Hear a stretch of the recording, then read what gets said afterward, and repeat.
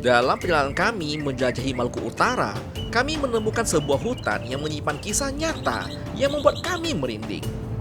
Ini adalah kisah nyata dari prajurit Jepang yang selama 30 tahun tidak mengetahui bahwa Perang Dunia sudah selesai. Di zaman perang, Nakamura diperintahkan untuk bergerilya di dalam hutan dan mempertahankan lokasi dari pasukan sekutu. Nakamura bertahan hidup dengan cara yang luar biasa. Ia hanya punya satu set baju, dan saat bajunya hancur, ia akan menjahitnya kembali berkali-kali hingga enggak berbentuk lagi. Beliau bertahan dengan berkebun secara sembunyi-sembunyi di tengah hutan lebat, menanam ubi dan pisang sambil menghitung hari menggunakan siklus bulan. Ia benar-benar sendirian, tanpa bicara pada satu manusia pun selama puluhan tahun. Beliau hidup dalam kesunyian total, menjaga semua prajurit yang udah lama dilupakan oleh dunia. Hingga 30 tahun kemudian, beliau dijemput keluar dari dalam hutan ini. Kini, tempat persembunyiannya menjadi sebuah saksi bisu sejarah yang luar biasa. Morotai bukan cuma soal pantai dan pulau yang indah, tapi di sini juga jadi saksi sejarah tentang jejak ketangguhan manusia yang enggak masuk akal. Dan inilah kisah petualangan Jajago di Pulau Morotai, Maluku Utara.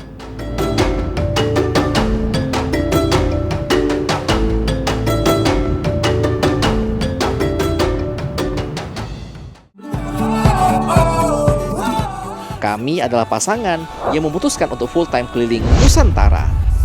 Dan kami akan mengajak kamu untuk bersama kami melihat kebaikan hati Indonesia. So just go on, I don't wanna care anymore. There's no love between you and me, so just go. So just go on, I don't wanna care anymore. Satu hal yang pasti, jangan lupa bahagia, karena bahagia itu sederhana.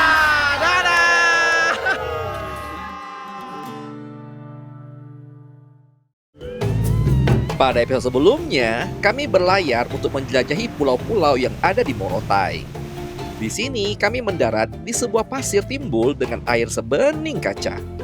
Ini adalah salah satu sandbank terkecil yang pernah kami kunjungi.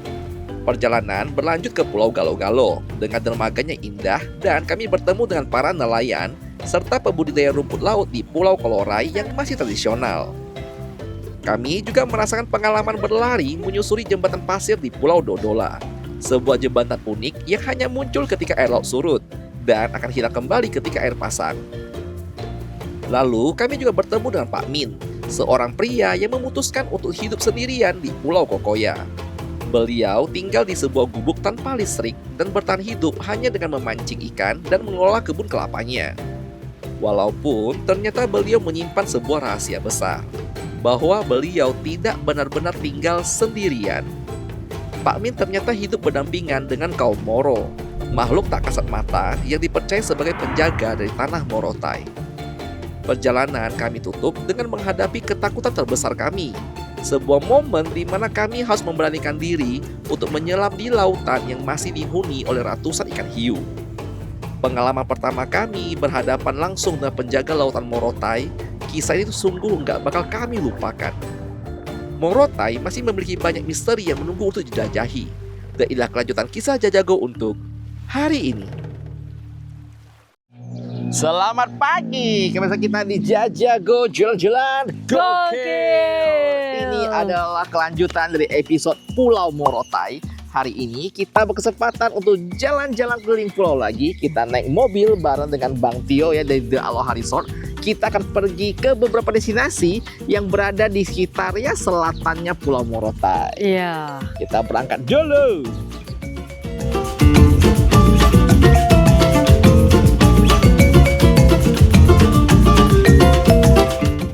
Perjalanan kami di Morotai terus berlanjut. Sekarang kita sedang bergerak ke arah selatan dari pulau ini. Kabarnya sih banyak spot menarik di daerah ini. Dan akhirnya kita sudah sampai di pintu masuk menuju ke Air terjun Raja. Ternyata untuk ke sini tuh cukup asik ya. Cukup 1 jam dari Aloha Resort dan jalannya tuh udah bagus banget, mulus. Iya. Even sampai lokasi pun jalannya bagus. Artinya adalah kalau kamu mau ke Morotai, bawa mobil pun layak kalau kamu mau bawa ya. BTW, setiap penyeberangan mobil, kalau kamu bawa dari Tobelo ke sini Morotai itu butuh biaya sekitar 400 sampai 500 ribuan per satu mobil. Kita masih bersama kru yang seperti pas island hopping ya. Ada teman-teman dari pariwisata dan ada Abang Tio dari Daloha Resort. Untuk masuk ke daerah sini ternyata tidak ada tiket masuk, so it's free. Jalannya trekking seperti ini. Sedikit tips buat kalian yang mau eksplor Morotai, pastikan kau bawa autan dan juga pakai semua lengan panjang dan tete bengek. Karena di sini tuh banyak sekali agas. Sedangkan kalau kau masuk ke hutan kayak gini, sangat banyak apa sayang? Nyamuk. Nyamuk. Udah sampai. Belum lah, masa baru mulai sampai? Itu ada aliran Belum 10 menit. Trekking ke atas air terjun Raja 7, ternyata jalurnya masih alami banget. Licin dan penuh dengan akar pohon. Tapi sepanjang perjalanan, kita tuh bakal ditemani dengan pemandangan hijau yang seger banget di mata. Dan begitu kami sampai di atas, view-nya itu benar-benar worth it banget.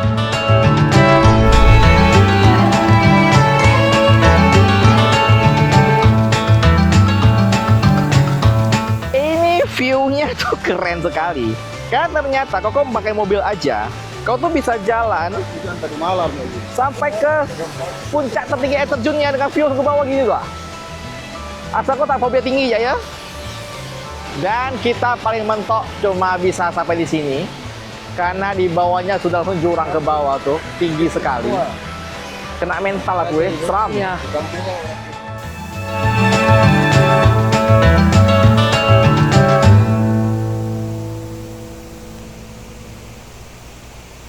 Ternyata kata Bang Tio, satu hal menarik di sini juga adalah si pohon pandan ini. Mereka ada ngomong ini adalah pohon pandan Bali yang harusnya cuma tumbuh di daerah pantai ya, tapi kenapa bisa ada di daerah hutan dan apalagi air terjun? Thank you. Unik bukan? Kelapa dulu segar.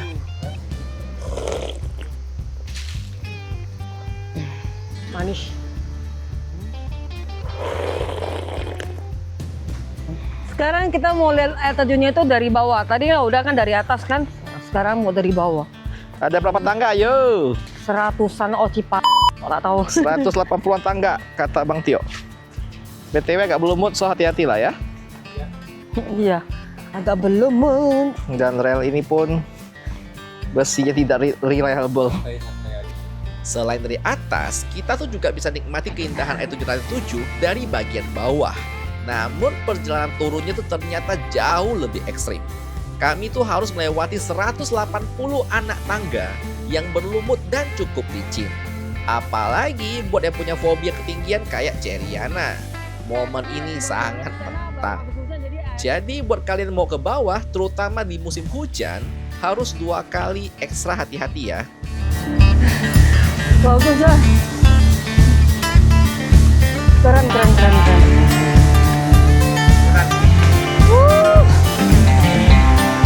Wah, gila tante.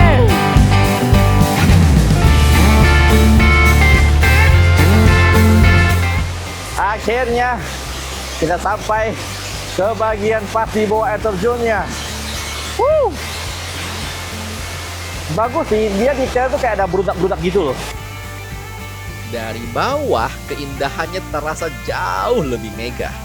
Air yang jatuh dari ketinggian itu terlihat begitu jernih, menghantam bebatuan dan menciptakan suasana yang seger banget. Uniknya lagi ya, di aliran airnya kami menemukan udang-udang yang cukup besar. Biasanya nih, udang di curug dari air terjun itu ukuran lebih kecil. Ini pertama kalinya kami menemukan spesies yang mirip udang galah di Kalimantan, tapi hidupnya di air terjun di atas pegunungan. Walaupun ya kami cukup sedih sih, karena kami dengar kabar bahwa udang ini tuh udah mulai punah, karena sering diracun oleh oknum-oknum yang gak bertanggung jawab. Semoga aja ya udang ini terus lestari sampai ke depan.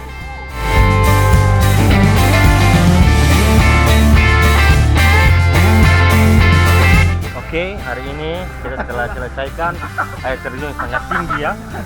Setelah puas main di air terjun Raja 7, sekarang saatnya kita bergerak lagi ke spot berikutnya. Dan sekarang kita berada di salah satu tugu paling ikonik yang ada di Morotai.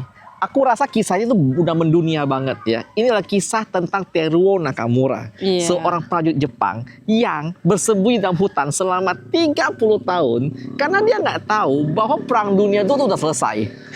Ini tuh Keren ya. kisah tentang kesetiaan ya, dan kisah tuh tentang aku tuh pas dengar kisah tuh merinding banget sih.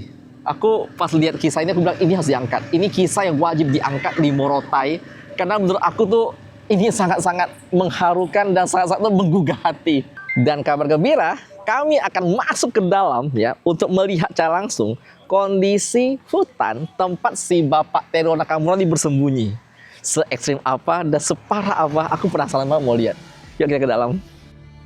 Di balik keindahan dari hutan Morotai, tersimpan kisah luar biasa dari seorang prajurit Jepang yang bernama Teruo Nakamura. Beliau adalah salah satu dari tentara terakhir dari Perang Dunia II yang baru ditemukan pada tahun 1974, hampir 30 tahun setelah perang berakhir. Selama 30 tahun, beliau tuh bertahan hidup sendirian di hutan Pulau Morotai tanpa mengetahui bahwa perang itu sudah selesai. Beliau hidup di alam, bersembunyi dan tetap menjalankan tugasnya sebagai seorang prajurit. Dan sekarang kita akan menapak tilas ya jejaknya si Teruo Nakamura pas dia sembunyi di dalam hutan. Kita berada literally di ujung aspal. Nih, ini aspal ya dari tadi dan putus. So, kita akan masuk ke dalam. Ini jalan kaki aku tak tahu berapa jauhnya. Kata Bang Tio tuh di air terjun menuju ke tempat asli dia masih jauh tuh. Keren kan? Iya. Aman. Karena si Bapak Nakamura itu benar-benar dia masuk ke dalam hutan dan dia tuh kayak mengasingkan diri dari manusia lain. Dia tuh diinstruksikan untuk gerilya. Jadi dia tuh menganggap semua orang tuh sebagai musuh, sebagai kayak menyamar membunuh dia atau gimana. Agak parno sih. Akhirnya dia bikin kebun ya, bertahan hidup di dalam, dan dia tuh kayak bertahan hidup dengan barter dengan warga lokal. Akhirnya ya kayak barter dengan ikan dengan warga di sana, nelayan. Selama 30 tahun, kau bayangkan di hutan kayak gini. Akhirnya sampai.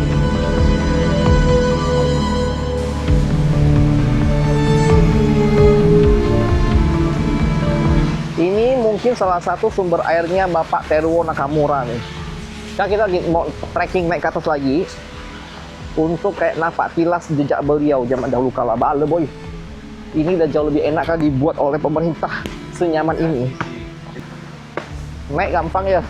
Turun aku yang teriak. Turun teriak kau. Perjalanan kami menyusuri hutan Morotai menuju ke lokasi persembunyian dari Teruo Nakamura itu terasa kayak kembali ke masa lalu. Sepanjang perjalanan, kami tuh harus menyusuri aliran dari sungai kecil ya, dan pijakan bebatuan juga cukup licin, hingga menyusuri sungai yang cukup jernih ternyata. Perjalanan ini bukan cuma soal trekking, tapi juga merasakan langsung jejak sejarah di tengah hutan Morotai. Batunya sih tuh lucu loh. Aku kira ini cor-coran. Karena dia nggak kayak batu alami, dia kayak semen kasih batu kayak gitu loh. Batu lokal kayak gini loh. Bawaannya kayak gini. Tuh. Lucu kan? Wah, gila ini sih kayak Jurassic Park sih. Selain batu yang unik, kata Bang Tio di sini tuh sangat banyak lubang-lubang kecil di antara bebatuan yang disebut apa hole ya? Mini hole gitu. Mini hole. Kayak jebakan lah. Kalau kita jalan nggak tahu, langsung masuk ke dalam. Apakah mungkin ini dibuat oleh Bapak Teruo Nakamura? Mungkin. Nggak tahu, nggak Tapi belum ada penjelasan kenapa Iya. lubang-lubang ini muncul gitu ya? Belum ada ya? tahu. Di atas banyak itu yang kayak gitu. Ada yang tahu? Ini lubangnya tuh lucu banget loh. Lubang. Kalau kata Bang Tio tuh macam dia nak taruh ranjau itu. By the way, situ cara salah satu sumber proteinnya Bapak Teruo Nakamura, karena situ banyak udang air tawar dan banyak sidat. Sepanjang puluhan tahun bersembunyi di hutan Morotai, Teruo Nakamura tuh bertahan hidup dengan cara yang luar biasa. Beliau memanfaatkan alam secara sepenuhnya, mencari makan dari hasil hutan, berburu hewan kecil, dan mengambil air dari aliran air yang sangat jernih ini. Beliau bahkan membangun tempat tinggal sederhana dari kayu dan daun, cukup untuk melindunginya dari hujan dan panas. Tanpa komunikasi, tanpa bantuan, beliau hidup dalam kesunyian.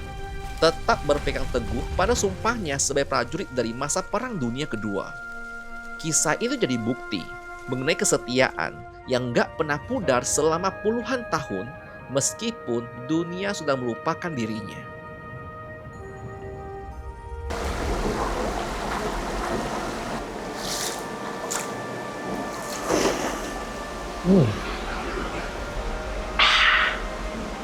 Segar.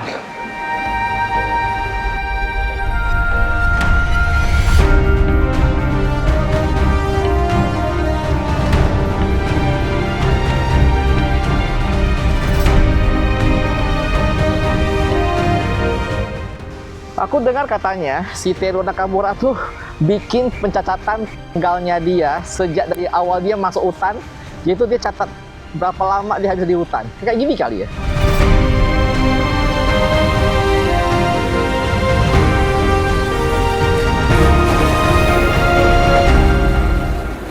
Dan kabar gembira, aku menemukan bangkai dari udang sumber proteinnya Bapak Teruo Nakamura yang ada di bawah sini. Ini macam udang galah di Kalimantan, tapi ada di atas gunung. Gede kali. Si abang ini pernah menghilang di hutan selama dua hari. Ini kisah nyata kan, Bang? Dan dia hidup dengan makan ini. Mau rasa? Mau coba? Boleh dimakan kah? Boleh dimakan. Oh, Isap saja. oh.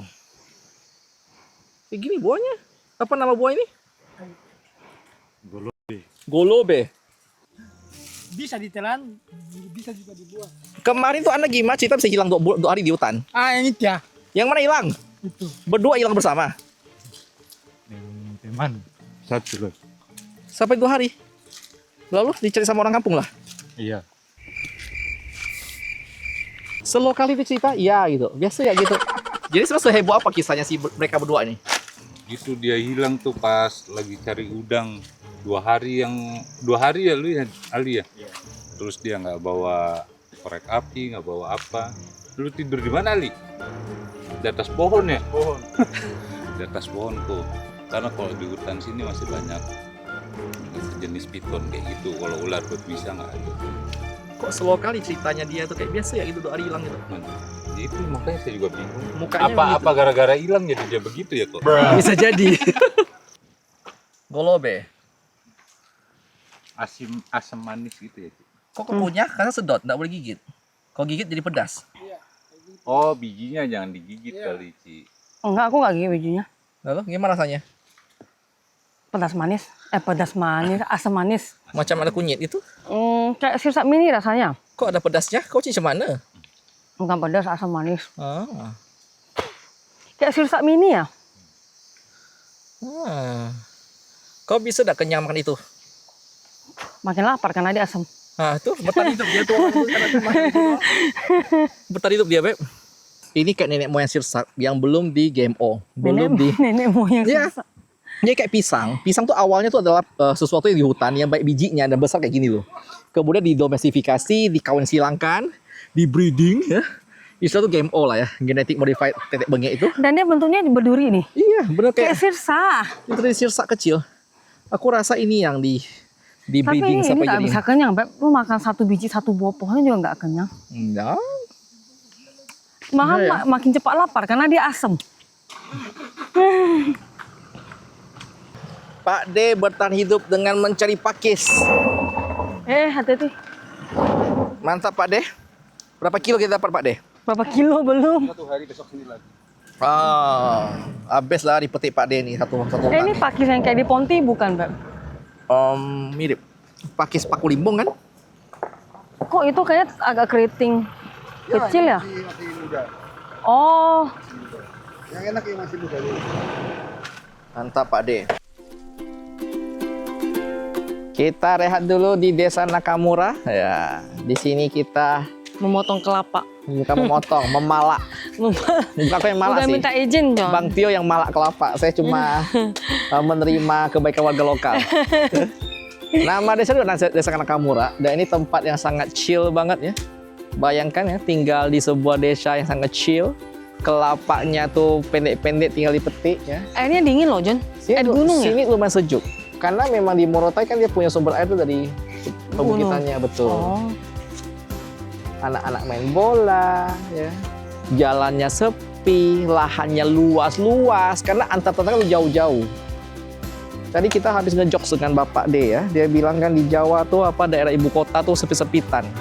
Aman. Dimana kayak tetangga tuh ngomong tahu keras aja tuh bisa saling apa? Saling baku hantam ya, Bang Tio ya. Di sini nih kakak di sini ya, mau teriak-teriak pun nggak ada yang marah. Boleh kakak kita nyanyi karaoke sini? Boleh kan? Nah. Tengok, macam mana kelapanya? Adek, nyaman? Manis, woi, ada isi. Nyaman? Gimana pendapat Pak Ade setelah 3 minggu di sini Pak Ade? Saya merasa hidup 50 tahun yang lalu ya, masih ditimbang sama orang tua, masih dimanjakan dengan alam. Kalau sekarang sesungguhnya seperti di Jakarta, saya bilang air hujan turun ke atap, turun ke tanah, jadi ribut dengan tetangga karena berdesakan kan. Tapi kalau di sini orang teriak tidak ada yang melarang. Pak D habis ngobrol dengan burung gagak. Oh iya, burung gagak di sini memanggil-manggil, Padai, woi, kayak di sini. Gitu. Jadi Pak D itu merasa lebih sehat semenjak di Morotai.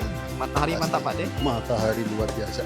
Pagi-pagi mancing. Pagi-pagi mancing dihangatkan dengan yang sesungguhnya. Weh, organik ya. Iya, bukan pemanas apa ruangan atau rumah atau pendingin ruangan, bukan. Dingin karena memang alam, panas hangat juga karena alam. Weh, Gitu. tadi cari pakis betul? Iya, saya di sini ketemu makanan alami betul-betul. Saya yakin tanpa pupuk ya. Ngapain harus mencari pupuk kan? Weh. Sudah tumbuh, tinggal kita manfaatkan. Tapi terkadang begini, orang sini belum ketemu semua. Apa itu harus bagaimana memanfaatkan, dan dirinya tidak sadar kalau dirinya ganteng loh. Karena tidak ada persaingan di sini kan? Oh, masuk Gitu, padahal orang sini akal. ganteng. Tapi karena tidak ada persaingan, kurangnya bercermin ya istilahnya gitu. Nah, tapi mudah-mudahan ketika nanti sudah sadar bahwa dirinya itu ganteng, alam ini adalah indah, jangan sombong, tapi Weh. tetap dirawat. Weh, langsung bijaksana sekali. Terima kasih Bapak D. Dan sekarang kita akan pindah lagi untuk bergerak ke spot berikutnya.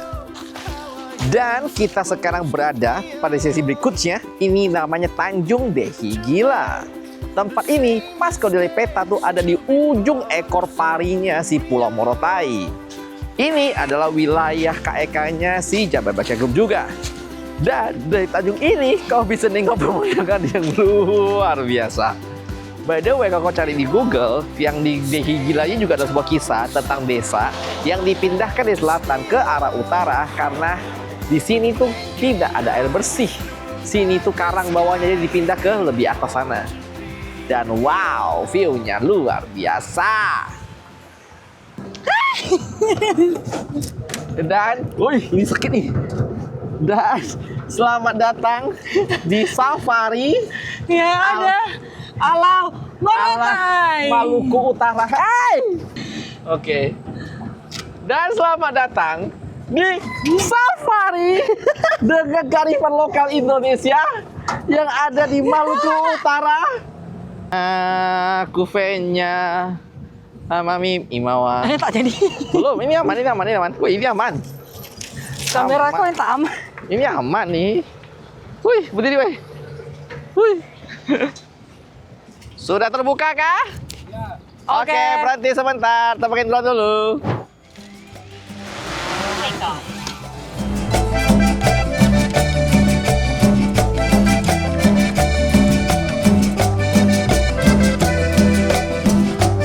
Ini adalah pengalaman safari dengan kearifan lokal.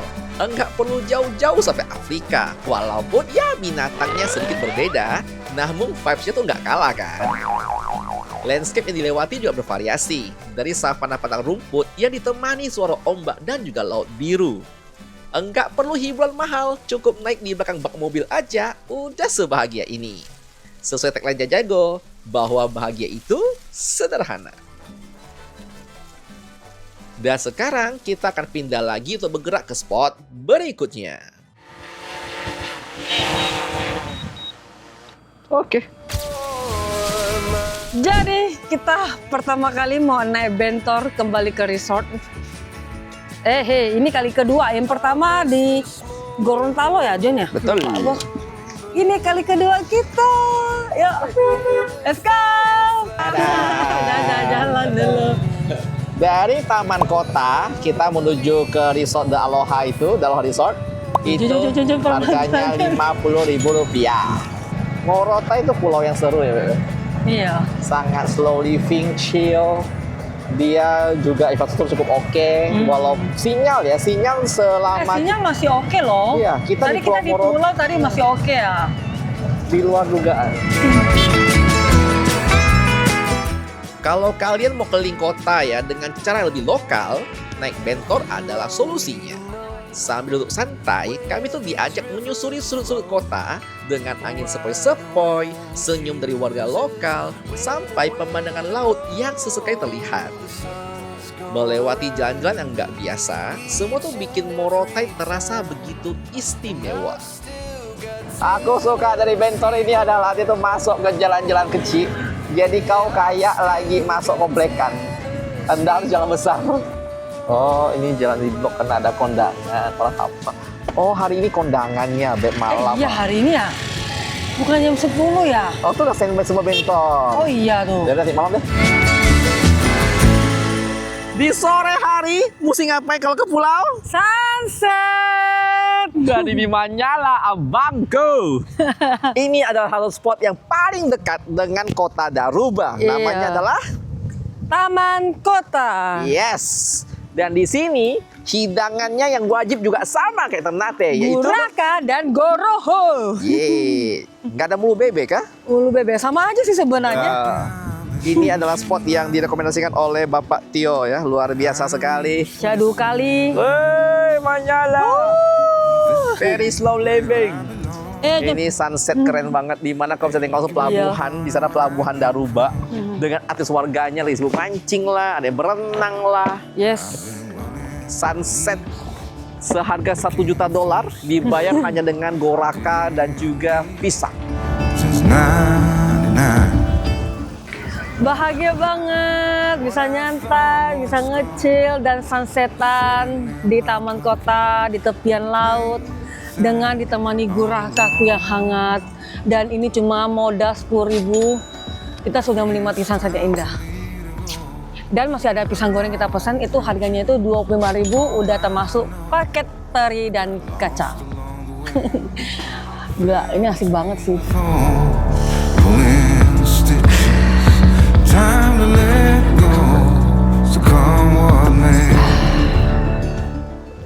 Senja perlahan turun di Taman Kota Daruba. Langit mulai berubah jadi lukisan warna jingga yang begitu hangat. Duduk sambil menikmati momen, ditemani oleh angin laut yang sepoi-sepoi, tersaji juga guraka yang masih hangat dan pisang goroho khas Morotai. Sederhana, namun terasa begitu istimewa saat dinikmati di waktu yang tepat. Di antara tawa dan keheningan senja, kami tuh sadar bahwa kadang kebahagiaan itu memang gak perlu yang mewah. Makanan sederhana bersama sahabat bikin pengalaman ini menjadi enggak terlupakan. Right now. Goroho kita sudah datang. Aduh, akhirnya aku makan terinya. Kemarin kita juga sempat pesan di Ternate, tapi terinya habis. Jadi aku mau coba dulu terinya. Balo wangi kali, woy. Ini mah cocok pakai nasi. Enak. Lebih cocok tambah nasi kuning kayaknya. Kita cobain ya.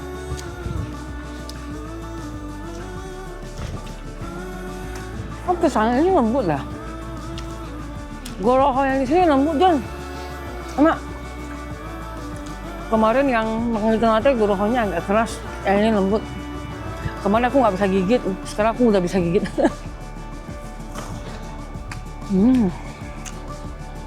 Oh iya deh, dia pakai sambal bawang dong. Lama.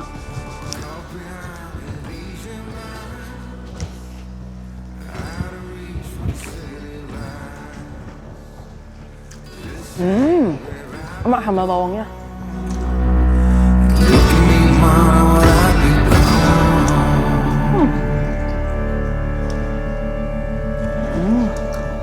Aman kali ya.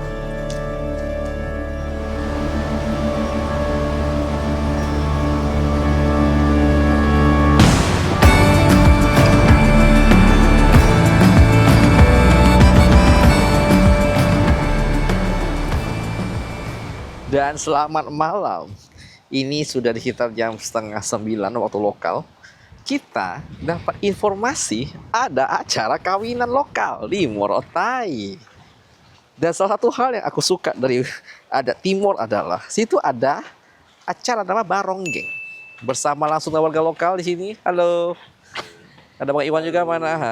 Kita akan menuju ke acara kondangan. Dan fun fact adalah untuk acara kondangan, kamu harus menggunakan baju yang cukup sopan, minimal kemeja, celana panjang dan juga sepatu. So aku habis ganti baju, kita bakal ke acara kondangan warga Morotai. Pasti orang sini kok kalau hajatan tutup jalan ya. Betul sekali. Blokade jalan ini ada 2 hari dapat dengan blokade jalannya. Jadi kita mau beli amplop dulu di minimarket ya, karena kita kan kayak kondangan, mesti kita kasih amplopan.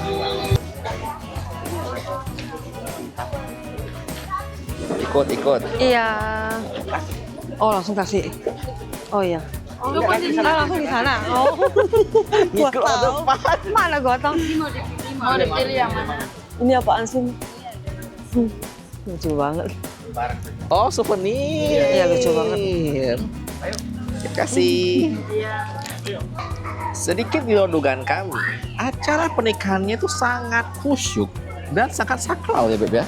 Ya iyalah Ini kayak namanya juga formal. pernikahan. Karena selama ini kami lihat di TikTok yang beredar itu adalah selalu kayak joget bareng. Ternyata sebelum jogetnya. memang nanti joget bareng. Cuma di TikTok kan yang ditampilkan baronggingnya doang, bukan prosesi acaranya. Jadi kalian hari ini akan menonton prosesi dari awal sampai nanti di sesi baronggingnya.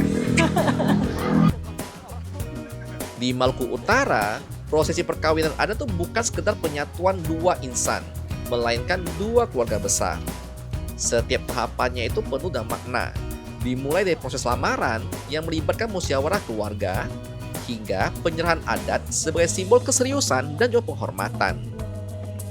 Prosesi kemudian dilanjutkan dengan rangkaian upacara adat yang juga kental dengan nilai budaya dan juga tradisi lokal yang mulai dari iringan, kemudian busana adat yang khas, hingga ritual-ritual yang diwariskan turun-temurun. Bukan hanya meriah, tapi juga syarat dengan filosofi bahwa pernikahan adalah ikatan sakral yang dijaga bersama. Bukan hanya oleh pasangan tersebut, tapi juga dijaga oleh seluruh keluarga dan juga masyarakat di sekitarnya. Ayo, selamat Bapak. Selamat ya. Selamat. Selamat Ibu, selamat. Selamat Tante, ya selamat Om.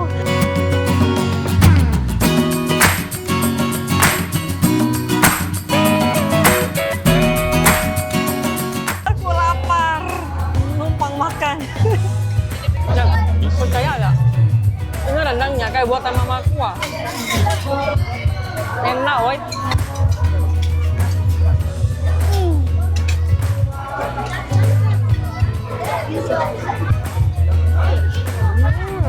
Semua tamu undangan udah siap-siap bergeser kursi untuk baronggeng bersama.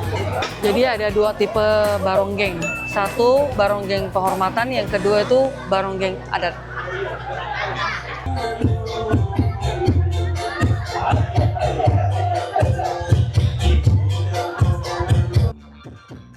Setelah seluruh rangkaian adat selesai, suasana berubah menjadi penuh keceriaan. Dengan baronggengnya yang merupakan tradisi hiburan yang selalu ditunggu-tunggu. Musik sudah mulai dimainkan, tawa mulai pecah, dan semua orang ikut larut dalam suasana yang begitu hangat dan meriah. Di sini terasa banget ya, bahwa pernikahan itu bukan hanya tentang prosesi, tapi juga tentang kebahagiaan yang dirayakan bersama-sama.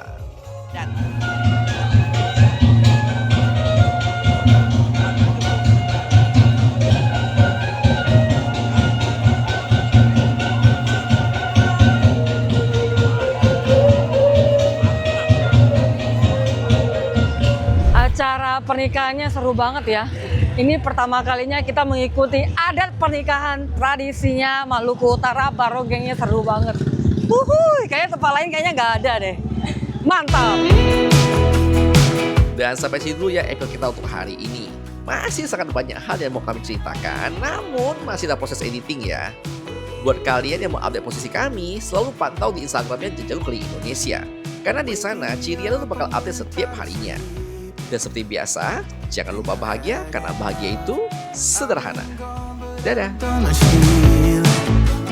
It's pretty clear to me. Kinda strange how I can take a beat from my better self. It's like no one else even really scratches the surface. Cause nobody gets. Masih nonton ya? Buat kalian yang mau support kita, kalian bisa join dengan jadi member yang ada di bawah. Di sana kita akan kasih kamu lihat video-video spesial yang hanya bisa diakses oleh member. Ya. Misalnya seperti Behind the scene-nya kita. betul sehari-hari kita, dan juga ada hal-hal bersifat contoh keuangan ya. Ya. Pengeluaran kita, mungkin kayak cara cari uang dan sponsor dan perjalanan.